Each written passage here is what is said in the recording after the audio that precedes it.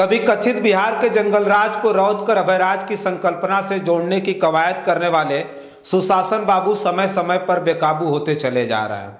कभी भाजपा विधायकों को बिहार विधानसभा के बाहर अपनी पलटन से पटक पटक कर मरवाने वाले नीतीश बाबू अब उन्हीं विधायकों के बीच घिरकर अपने आप को असुरक्षित होने की आशंका जताने में लगे हैं।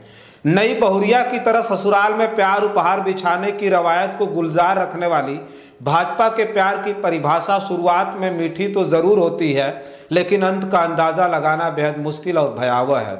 इस प्यार में गिरफ्तार नीतीश बाबू की कहानी का जिक्र हम आज विस्तार रूप से आपके बीच में चर्चा करके बताएंगे। नमस्कार, मेरा नाम रजनीश है और आप जन आदर्श भारत देख रहे हैं। दरअसल चालाकी से चित्त भी मेरी और पट्ट भी मेरी की कहानी नीतीश कुमार के गले की फांस बन चुकी है। कभी बिहार की सियासत सामंती ताकतों की परिचायक हुआ करती थी। धन बल बाहुबल सामंतियों की शान शौकत को मुकम्मल बनाते थे। बाहुबल की सियासत और सामंतियों के काकस को तोड़ने की जरूरत करने वालों को भरी सभा में मौत के घाट तक उतारा जा चुका था, ताकि उनके खिलाफ उठने वाली हर आवाज को हमेशा हमेशा के लिए बंद कर दी जाए। बिहार सियासत के मामले में देश का वह राज्य था जहां कहने को सरकार तो जनता चुनती थी, लेकिन उसे बाहुबली अपने हिसाब से संचालित करते थे। तब शायद ही किसी ने उसे जंगल राज की उपाधि से नवाजा हो। कहते हैं कि समय परिवर्तन सृष्टि का नियम है, वक्त करवट जरूर लेता है। बिहार में भी वक्त ने करवट लिया और सत्ता का बदलाव हो चुका था। 90 की दशक में पहली बार किसी दूसरे गैर कांग्रेसी पिछड़ा ने अपनी सरकार बना ली थी। नए आजाद भारत में 11 जून सन 1948 को बिहार के गोपालगंज में जन्मे लालू प्रसाद यादव बिहार के मुख्यमंत्री बन गए थे। कहते हैं कि सामंतियों के बड़े फन को सामाजिक न्याय के महानायक लालू प्रसाद यादव ने एक एक कर कुचलना शुरू कर दिया था। सियासी जीवन में उथल पुथल के बावजूद बिहार जैसे पिछड़े सामाजिक असमानता की तस्वीर को बेहतर बनाने वाले लालू प्रसाद यादव को नीतीश कुमार ने 2005 में भाजपा से मिलकर बिहार के सत्ता से बाहर का रास्ता दिखा दिया था।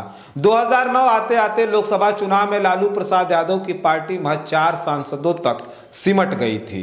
यही नहीं, 2010 के विधानसभा चुनाव में पार्टी की करारी हार हुई।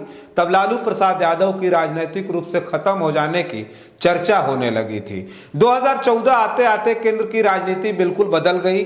लालू प्रसाद यादव को बिहार में पटकनी देकर मुख्यमंत्री बने नीतीश कुमार अब भारतीय जनता पार्टी के निशाने पर उसी वक्त आ गए थे।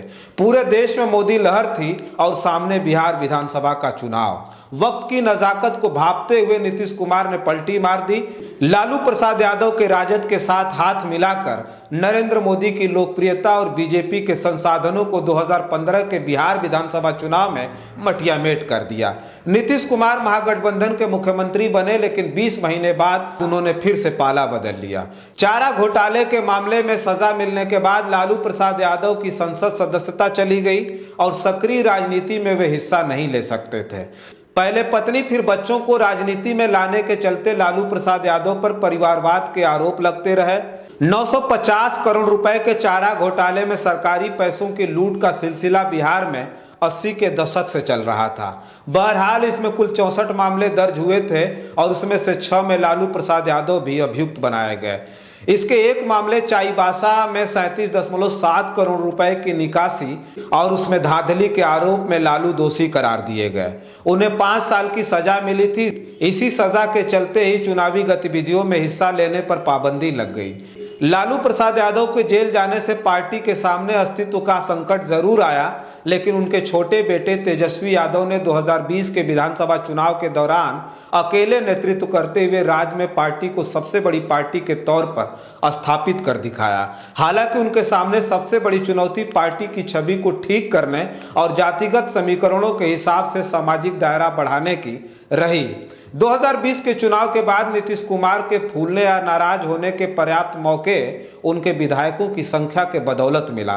कहते हैं कि नाराज व्यक्ति जब मान मनौवल का आदी हो जाए तो वो कभी न कभी उसी के लिए घातक बन जाता है। नीतीश बाबू के नाराज होने का मतलब केवल पार्टियों के सत्ता से दूर होने तक निर्भर नहीं होता है, बल्कि जनता के भावनाओं का दोहन भी है। लालू प्रसाद यादव को सत्ता से बेदखल कर जनता द्वारा नीतीश कुमार का चुनाव करना यह दर्शाता है कि बीजेपी को जनता अपना प्रतिनिधित्व बिहार में नहीं सौंपना चाहती। अति पिछड़ा में अपना जनाधार गंवाने वाली आरजेडी ने इस बार तेजस्वी के नेतृत्व में वो विश्वास फिर से हासिल किया है, जिसमें बिहार में रोजगार और जाति जनगणना के हिसाब से भागीदारी देने का वायदा था। 2025 का चुनाव नजदीक आ चुका है। इससे पहले हुए महाराष्ट्र चुनाव ने नीतीश सहित बीजेपी के सभी सहयोगियों को आईना जरूर दिखाया है, जिससे यह बात साफ होती है कि तुम्हारी जरूरत हमें तभी तक है जब तक हम कमजोर हैं, वरना मेरे अंगने में तुम्हारा कोई काम नहीं है। यह बात तय है कि अभी नीतीश कुमार जिधर हैं उधर पलड़ा भारी है।